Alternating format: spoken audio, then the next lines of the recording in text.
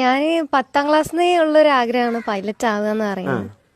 അപ്പോൾ അത് സാമ്പത്തികമായിട്ട് കുറച്ച് ബുദ്ധിമുട്ടുണ്ടായതുകൊണ്ട് തന്നെ ഇവര് പാരന്റ്സ് സപ്പോർട്ട് ആവുമോ ഇല്ലേന്ന് എനിക്ക് ഒരു ഡൗട്ട് ഉണ്ടായിരുന്നു.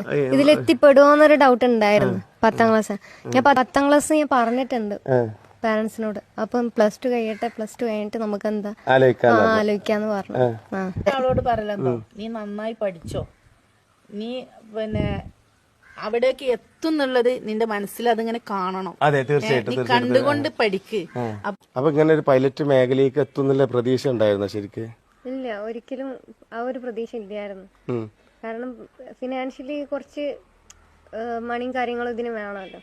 അപ്പം പാരന്റ്സ് ഞങ്ങൾ ഇത്ര 5 മക്കളുമാണ്, പിന്നെ അവരെ പഠിപ്പിക്കുക, പിന്നെ എന്നെയും കൂടെ പഠിപ്പിക്കുക എന്ന് പറയുമ്പോൾ അത് കുറച്ച് ബുദ്ധിമുട്ടാണ്. അപ്പോൾ ഉസ്താദ് എന്ന നിലയിലും കുറച്ച് ഫിനാൻഷ്യലി പ്രശ്നം ഉണ്ടായതുകൊണ്ടും ഈ ഒരു പറത്താൻ പറ്റുമെന്ന് ഞാൻ ഒരിക്കലും വിചാരിച്ചിട്ടില്ല.